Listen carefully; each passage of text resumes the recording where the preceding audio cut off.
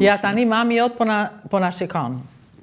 Qa do i thua? Përshëndes shumë edhe është frymëzim për mu edhe që ato këshillat e saj janë gjithmonë e më të vlefshme për çfarë unë po jetoj këtu. Do me thënë, kur mami i thoshte këshilla, ti nuk është se i dëgjoje, po i lije diku, i mbaje diku, dhe tani ato po dalin edhe i dëgjon.